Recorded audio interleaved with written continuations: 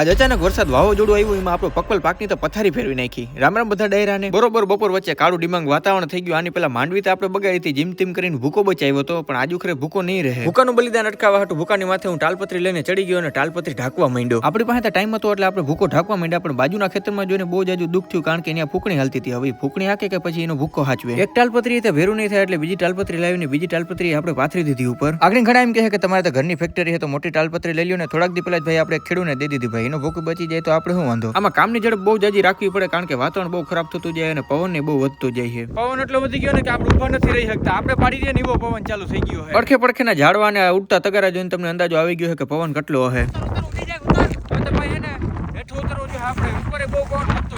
ખેડૂત ભેગું જ આવું શું કામ થાય ખબર નથી પડતી. ભૂકો ઢાંકી લીધો તો ઓહરી માથે આપણું જીરું પડ્યું હતું. વરસાદે ચાલુ થઈ ગયું. મેં કીધું આમાં ભેજ ના લાગવો જોઈએ એટલે માન આપણે એને હાચ્યું. હવે ઘણા લોકો વિચારે કે તમારા બાપા તો કઈ કામ નથી કરતા, ખાલી એમને ત્યાં બેઠા છે. પણ એ હજી જસ્ટ દ્વારકાથી હાલીને ઘેર પૂગ્યા છે. મેં કીધું હવે બહુ જાજુ આપણે કામ નથી કરવું, ઠાકર કરે. ઠીક પવન એટલો વધી ગયો ને ધૂળની ડમરી ઉડવા માંડી. એ બધામાં તો આપણી બહાર પલળતી નીણ વિશે તો હાવ ભૂલી ગયા હતા, પણ હવે આને તો કેમ આપણે ઢાંકી હગી. મોહમતા જીમ ટીમ બચાવી લીધી, પણ ભેહું હાટેનો ચરો આપણે બચાવી ના હઈ ગયા. આપણું તો મહી ગયું, આપણે કઈ એવું નુકસાન નથી આવ્યું, પણ જેને હિયારું મોહમાં ઘઉં ને ચણા પલળતા હે એના ઉપર હું વીતતી હે. દ્વારકા વાળો ભાઈ ને વધારે હિંમત દે, બીજું તો આપણે શું કરી હગી.